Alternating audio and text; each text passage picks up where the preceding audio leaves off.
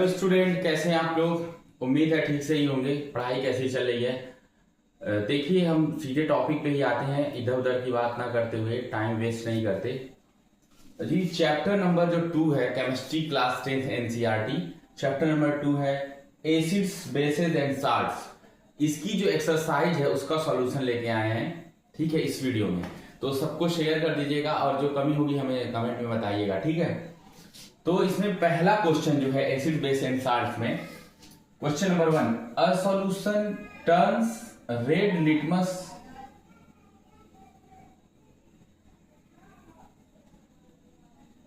It's pH is likely to B.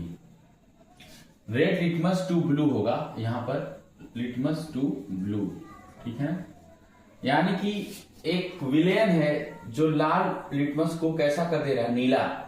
Blue मतलब नीला कर दे रहा है। तो कौन हो सकता है वो, उसका पीएच क्या हो सकता है, देखिएगा। बहुत ही इजी चीज है। अगर पीएच 7 है तो न्यूट्रल, न्यूट्रल होगा, ना तो एसिड ना तो बेस, ठीक है ना, ना तो एसिड ना तो बेस। लेस देन 7 अगर है, लेस देन 7 तो हो जाएगा एसिड। क्या हो जाएगा, एसिड। अच्छा, अगर मोर देन 7 हुआ, मोर देन 7 हुआ तो वो हो जाएगा बेस। क्या हो जाएगा, बेस।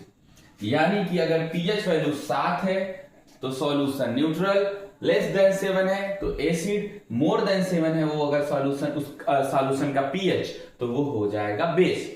तो इसमें क्या होगा कि इसमें तो कलर पूछ लिया है, तो रेड को ब्लू में कौन बदलता है, रेड को ब्लू में, रेड को ब्लू में कौन बदलता है, आपको पता था।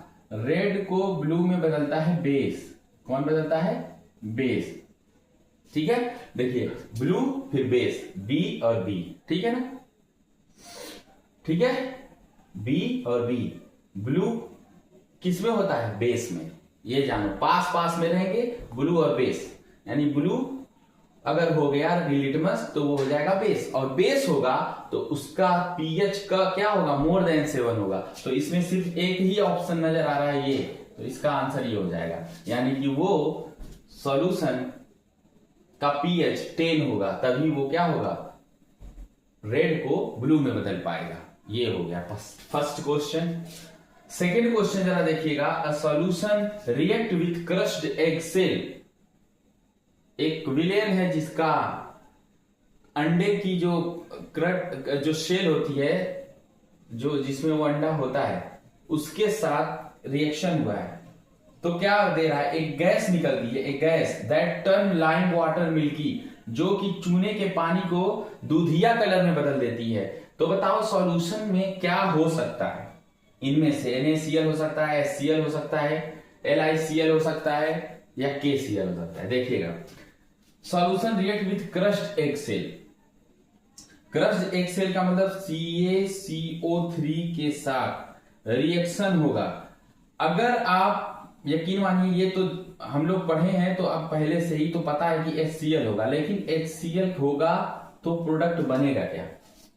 हमें पता है कि CO2 जो होती है गैस, वही क्या करती है, लाइम वाटर को मिल्की यानी दूधिया कलर में बदल देती है। लाइम वाटर मतलब CaO को, कैल्शियम ऑक्साइड। अब देखोगे Ca नहीं, कैल्शियम हाइड्रोक्साइड, ठीक है ना।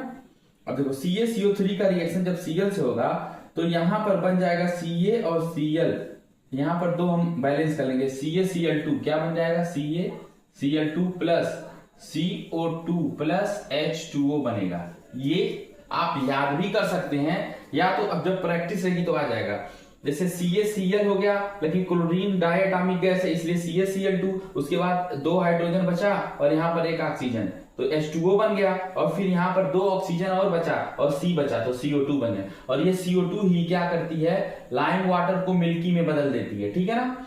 तो इस तरीके से इस क्वेश्चन का आंसर हो गया कि HCl होगा, जो कि क्रश्ड एग से रिएक्ट करके ऐसा कुछ बनाएगा, ठीक है। तो इसको नोट कर लीजिए, फिर हम नेक्स्ट क्वेश्चन देख रहे हैं, ठीक है।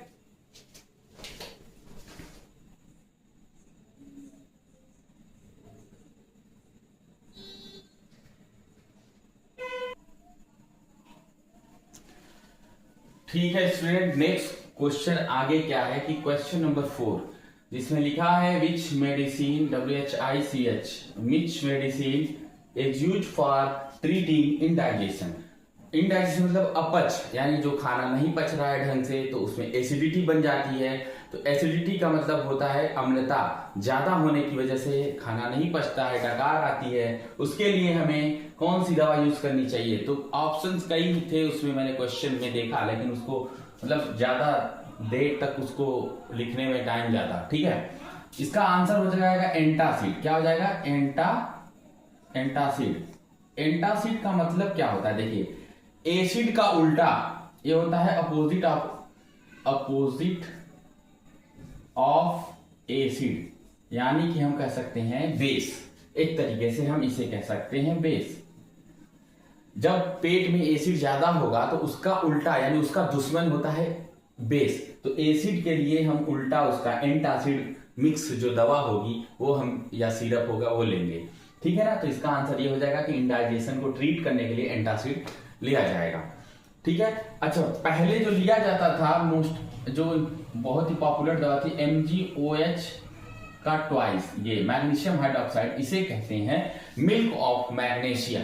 MgOH ट्वाइस यही दवा में मिला रहता था।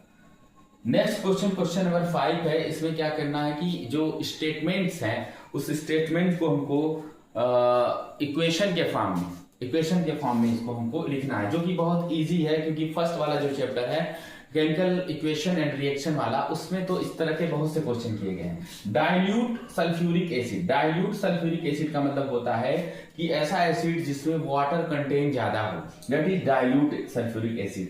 ठीक है। रिएक्ट विथ जिंक के साथ, तो यानी कि H2SO4 का रिएक्शन मैंने किसके साथ कर दिया है? डाइल्यूट सल्फ्यूरिक एसिड का रिएक्ट विथ जिंक, तो Zn के साथ हो जाएगा। तो आपको पता है क्या बन जाएगा? Zn और ZnSO4, तो यहां बन जाएगा ZnSO4 और प्लस क्या बचेगा? H2 हाइड्रोजन गैस और जिंक सल्फेट बन जाएगा। तो सल्फेट एक तरीका क्या है? साल्ट है। डाइल्यूट, डी का मतलब dilute HCl react with magnesium ribbon. Magnesium ribbon मतलब HCl जो है, अगर हमने मैग्नीशियम के साथ रिएक्ट कर दिया तो बन जाएगा क्या? MgCl। यहां पर आप 2 लगा दोगे तो ये अच्छा सा बन जाएगा क्या? Mg और Cl के साथ 2 लग गया, MgCl2। MgCl2 बन जाएगा, मैग्नीशियम क्लोराइड बन जाएगा। ये भी एक साल्ट है। क्यों साल्ट बन रहा है? मेटल रिएक्ट विथ एसिड तब भी तो साल्ट बनता है। ठीक है। बचेगा क्या? H2 बच रहा है जी, हाइड्रोजन गैस भी बच रही है साथ साथ में। उसके बाद देखेंगे डाइल्यूट HCl रिएक्ट कर रहा है आयरन फिलिंग के साथ। आयरन फिलिंग का मतलब iron Fe plus HCl। HCl के साथ अगर आप लिखोगे, यहां डिल लिख सकते हो डाइल्यूट के लिए, तो क्या बनेगा? Fe और यहां पर भी 2 लगा दो तो बच जाएगा FeCl2 प्लस H2, यहां पर भी बचेगा। Fe यहां से Cl के साथ 2 लगा है तो Cl2 और बचा क्या? हाइड्रोजन के सामने एटम, 2 एटम है हाइड्रोजन के, तो 2 यहां पर लग गया। इस तरीके से ये क्वेश्चन कंप्लीट हो रहा है। फिर नेक्स्ट वीडियो में बाकी नेक्स्ट क्वेश्चन कराएंगे क्योंकि बहुत लंबी वीडियो नहीं होनी चाहिए। ठीक है। Okay, thank you.